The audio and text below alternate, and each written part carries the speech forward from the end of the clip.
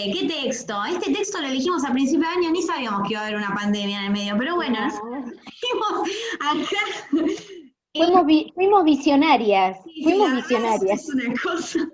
Empiecen a elegir algo más positivo. Bueno, a ver, estamos en la era digital, esto es indudable. ¿Cómo adaptamos o cómo nosotros los docentes, que venimos muy del librito, el pizarrón y la tiza, vamos a estar incluidos, ¿no?, en esta era digital?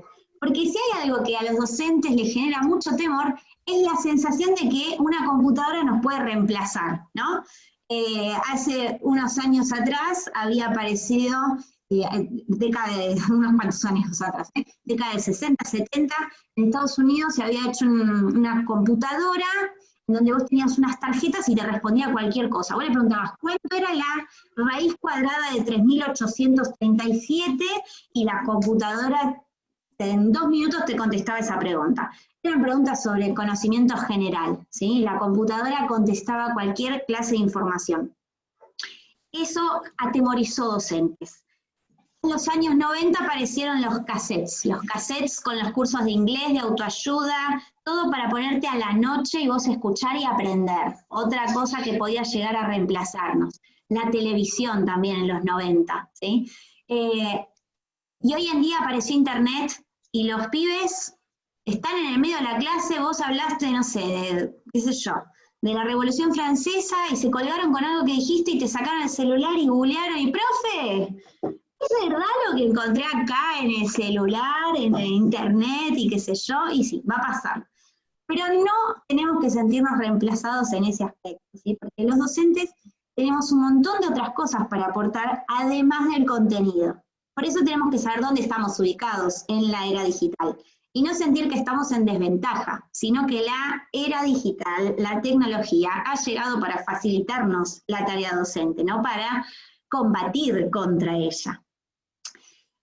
Las TICs han impactado en la enseñanza, ¿sí? Las TICs, recordemos que son todos los recursos digitales de los cuales disponemos. Tiene que ver con el software y el hardware, o sea, todo, el equipo y el programa.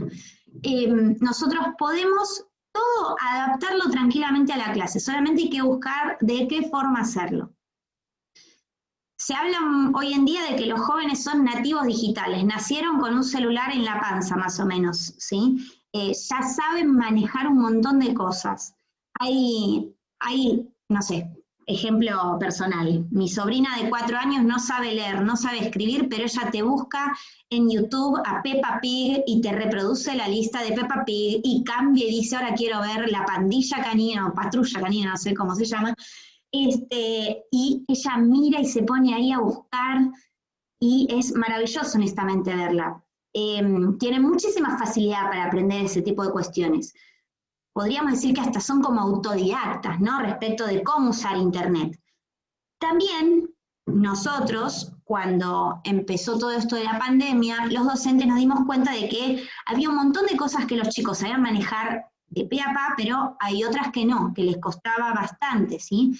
Ellos son muy visuales, ¿sí? Es como que todo lo tienen muy accesible en el celular, pero si nosotros les decíamos, por ejemplo, armá un archivo y compartímelo, adjuntámelo en el mail, ahí les complicábamos un poco la existencia, porque implicaba reconocer que el celular no era solo esa pantalla del inicio que tenemos todo ahí a mano, sino que hay carpetas, hay cositas metidas adentro, y uno, los estudiantes no tenían tanto manejo quizás de ese tipo de cuestiones.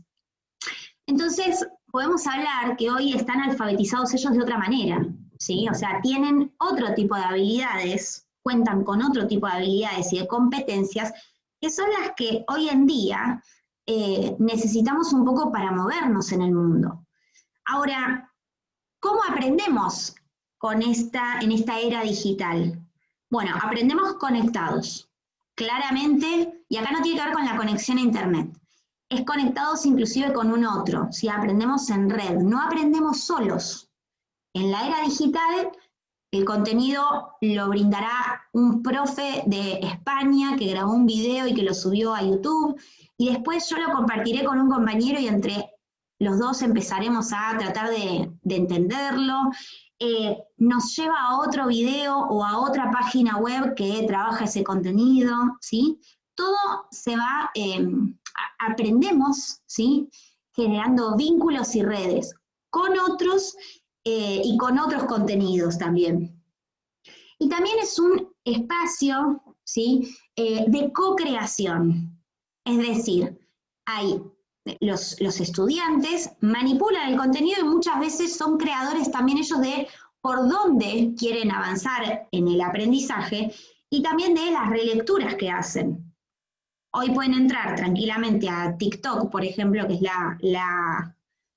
la red social que usan muchos jovencitos hoy en día, y en TikTok hay un montón de videos que teatralizan con diálogos de películas o de series, teatralizan cuestiones hasta históricas, ¿sí?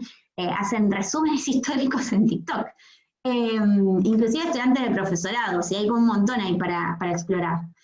Y pueden crear sus propios materiales, sus propios contenidos. Entonces, en la era digital aprendemos a través de muchos dispositivos, de muchas fuentes de información. Y esto se va uniendo un aprendizaje con otro. Nosotros vamos, si nos genera algo curiosidad en Internet, nos vamos, cada vez vamos profundizando más aquello que nos interesa, ¿sí? No sé, si quizás nos colgamos viendo algún video en YouTube de algún tema que nos apasiona, seguramente nos quedaremos viendo los siguientes que están vinculados a ese primero que empezamos a ver. Y todo esto se va integrando, ¿sí? Ahora, hay un sociólogo que se llama Zygmunt Bauman. Bauman se caracterizó por traer un término incómodo para analizar a la sociedad, que es el término de lo líquido, ¿no? Como algo que no tiene forma, que se derrama, que se escurre, que no podemos sostenerlo, agarrarlo.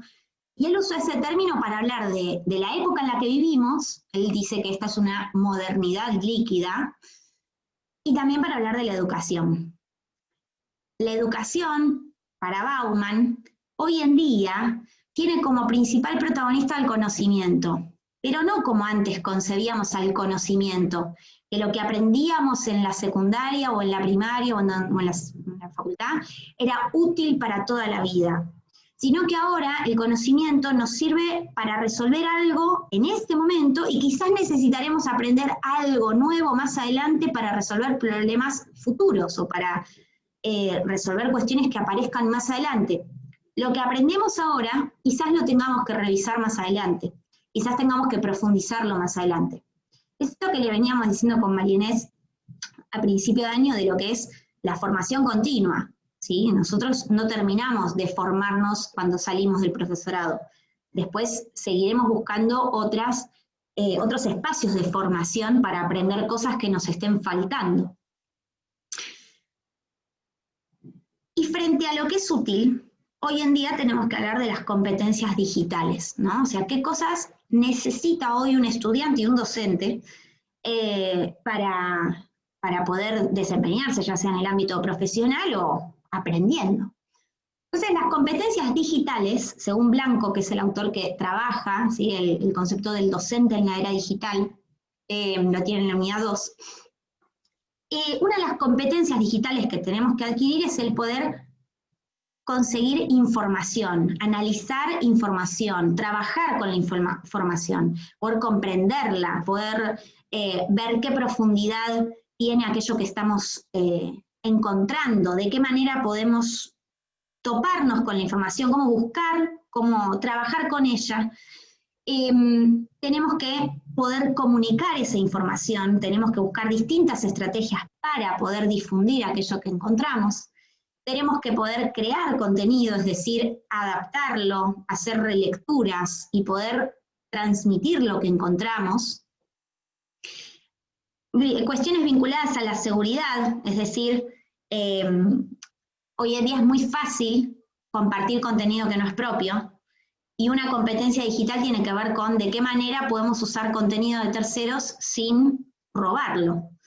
El otro día, el lunes, si no recuerdo mal, yo tengo unas estudiantes que participaron en un concurso de cuento histórico, y una de las participantes ganó una mención, y bueno, en la escuela querían compartir el cuento de ella. Ella había mandado el cuento en Word, con un seudónimo, porque así lo pedían en la organización, y claro, yo empecé como a ponerme un poquito insistente con el tema de los derechos de autor.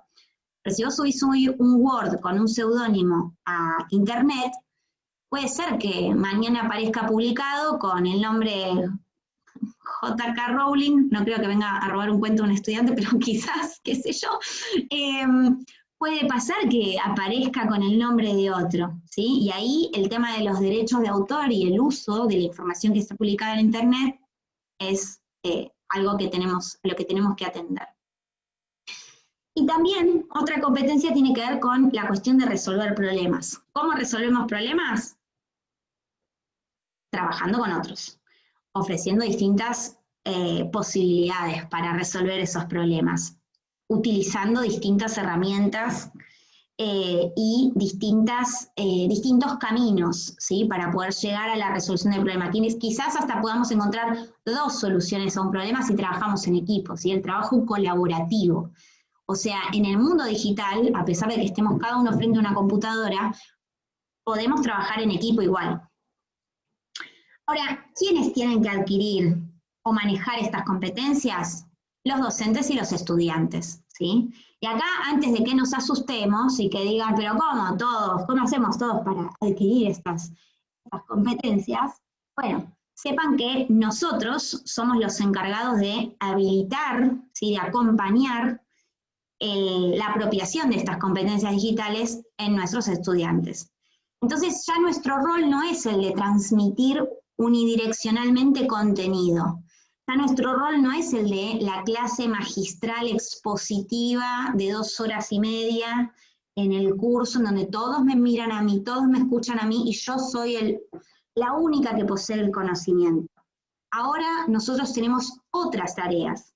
Y esas tareas tienen que ver con organizar los tiempos de clase, guiar las actividades, guiarlos inclusive buscando información, generar ambientes propicios para que ellos puedan llevar a la práctica estas competencias digitales, acompañarlos en ese proceso, gestionar el aprendizaje de los estudiantes. No todo lo que encuentran además ellos en internet o en donde sea es válido, es verdadero. Nosotros también tenemos que ayudarlos a que puedan diferenciar qué tipo de contenidos utilizan, orientarlos, facilitar herramientas que desconozcan, funcionar como tutores, ¿sí? Acompañando y haciendo sugerencias, no diciéndoles, andá por acá porque esta es la mejor opción y es la que me sale a mí. Dinamizar, por supuesto, las clases y asesorarlos en caso de que ellos también tengan algún tipo de dudas. Estamos funcionando como mentores y nosotros los inspiramos a que ellos vayan buscando las mejores estrategias para resolver los problemas o las actividades que les proponemos. Entonces, nuestro rol hoy, además de enseñar el contenido va de la mano de el acompañarlos para que aprendan, ¿sí? A desarrollar estas competencias. Entonces, ¿sacamos bien? ¿Alguna pregunta, alguna duda? ¿Me prendió esta cosa? ¿Algo para contar? Yo no entendí bien la parte de lo líquido, profe. ¿De lo qué? De la teoría de Bauman.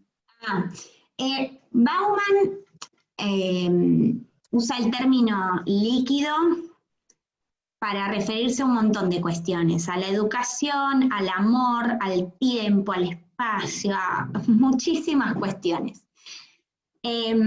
Usa el término líquido porque él lo diferencia de cómo era antes la modernidad. Acá no usen el término modernidad en cuanto a lo que sería la línea esta de historia universal, la línea de tiempo de historia universal de la edad moderna, contemporánea, porque no se refiere a eso. En sociología, lo moderno es el mundo del siglo XIX para acá, siglo XX.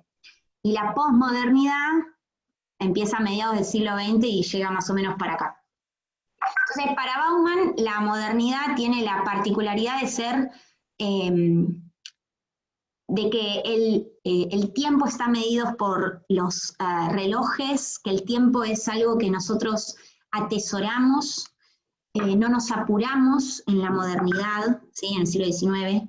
Las cosas duran mucho tiempo, ¿sí? Pensemos, no sé, muebles. Los muebles eran grandes, ocupaban mucho espacio en la casa, atesorábamos objetos, los guardábamos, nos aferrábamos a los objetos materiales, y hoy en día en la posmodernidad, lo líquido se refiere a que como que todo se diluye, nada tiene demasiada forma. En este caso, si pensamos en el tiempo, nosotros sentimos que nunca llegamos a realizar todas las tareas que tenemos para hacer. Nunca nos alcanza el tiempo. El tiempo es un bien preciado hoy en día.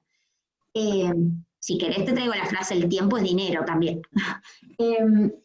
O, por ejemplo, respecto a las cosas materiales, nosotros somos muy desapegados hoy en día de lo material. Nos deshacemos muy fácil. Vino Marie Kondo y nos dijo, abracen a la ropa y díganle, yo ya no te necesito, ¿sí? Y seamos minimalistas. Vemos un mueble grande y no sabemos por dónde lo vamos a meter en el monoambiente. Toda la vida posmoderna tiene que ver con no aferrarse a lo material. Todo resolverlo con inmediatez. Se me rompió la computadora, no la voy a reparar, compro una nueva. ¿Sí? Es como todo rápido, nada lo sostengo durante mucho tiempo. Eso es a lo que apunta Bauman con el término líquido. Y en educación se observa eso. Hoy en día un estudiante en el aula te va a decir, ¿y esto para qué me sirve? Y es real, la pregunta es honesta, no es que te quiere joder la existencia y hacerte pelota tu formación docente, sino que en la inmediatez necesita el estudiante ver en dónde lo puede llevar a la práctica lo que está aprendiendo. ¿Se entiende? Antes íbamos a la escuela y capaz que no nos cuestionábamos tanto por qué estábamos sentados atrás del pupitre. Hoy en día los estudiantes se lo preguntan eso. También pueden aprender en otros lugares, entonces de ahí viene también la duda o la pregunta incómoda. No sé si se entendió un poco más, es un término igual que vamos a seguir trabajando, pero Es medio amplio. es recontra mil amplio. Creo que Bauman, todos los libros que escribió después de Modernidad Líquida, todos tienen el término líquido. No sé, María Inés, si le estoy pifiando, pero creo que sí. Sí, es como vos decís, y habla de esta como falta de consistencia, digamos, ¿no? A todo aquello que estudiamos, que tenemos, ¿no? Y inclusive habla de la liquidez en las relaciones humanas, ¿no? En esto de, no sé, de hacer algunas relaciones de manera efímeras, rápidas, sin determinada profundidad, ¿no? A eso se refiere el término. Y ¿Pero en le el área que da una connotación negativa o...? Él es no, muy, o sea, él cuestiona en algún punto cómo vivimos, pero no, yo nunca sentí que sea negativo el cuestionamiento, sino como que es una forma distinta de ver las cosas. Como que nosotros no nos ponemos a analizar con tanto detenimiento por qué el mundo en el que vivimos es así. Y Bauman es como que con la propuesta que hace nos trata como de poner un freno y decir, bueno, fíjate cómo transcurre el tiempo, fíjate, no sé, cosas que han entrado en crisis, que tienen que ver con los valores así de la modernidad. sí, que tiene que ver eso, con otra etapa de la vida, ¿no? Que uno va transitando. No sé, lo que decía Cristina, antes el chico iba a la escuela y, bueno, no te cuestionaba tantas cosas, era un sujeto más pasivo. Hoy, frente a cualquier situación, el chico te cuestiona, ¿no? Y bueno, y va preguntando y el por qué y el para qué. Entonces es como que, bueno, él va como interrelacionando ese concepto en todas las áreas de la vida, ¿no? Sí. Y no tiene, para mí no tiene tampoco una connotación negativa, es una característica. Fíjate que, bueno, ustedes son muy jóvenes, pero todavía los más jóvenes, es como que esta característica la viven, ¿no? A diario, esto que decía Cristina, es decir, bueno, bueno, el ahora, el no tener tanto apego, por ejemplo, fíjate, un ejemplo claro de eso es la permanencia en un trabajo. Los jóvenes de hoy, bueno, ustedes, vuelvo a repetir, son muy jóvenes, pero no tienen ese apego a la permanencia laboral. Nosotros Claro, cuando, yo particularmente, que soy la mayor de todas, digo, vos empezabas una carrera y cuando saltabas de una escuela a otra te costaba, era como, hoy ya ese esquema, más allá de que podés tener una relación, un vínculo afectivo que te ate a ese lugar, está como hasta, diría yo, un gran desafío, ¿no? Poder, bueno, estoy 2 años en esta empresa y después pruebo en otra cosa, dejo el trabajo y me voy a viajar por el mundo, que es otra, bueno, hoy no lo podríamos hacer, pero hasta el año pasado sí, digo, y es una reflexión interesante también, ¿no? Porque por ahí desde un punto de vista eh, más mayor, como sería el mío, vos decís, pero yo ya me actualicé también, ¿no? Porque lo pasé en experiencia personal con mis hijos. Digo, vos decís, pero ¿cómo? ¿Va a dejar todo su trabajo? Se acaba de recibir, renuncia al trabajo y se va 1 año y medio a hacer experiencia por el mundo. Bueno, esta lectura hoy es tomada como un insumo de experiencia muy valiosa para los jóvenes, porque conocen otras culturas, viven otra experiencia, están como todo el tiempo tomando decisiones, ¿no? Y bueno, no están atados, ¿no? A Sí. algo más rígido, sino que son mucho más flexibles. Viajar te abre la mente también, ¿no? Totalmente. Te abre la mente y desarrolla capacidades que estando en tu propia ciudad, en tu propio ambiente, uno no las desarrolla, ¿no? Hasta el idioma que estudiaste cuando eras chico, cuando vas y viajás, tenés que aplicarlo y bueno, hablas medio como así, viste, con señas, pero algo empieza a aflorar de lo que ya estaba, ¿no?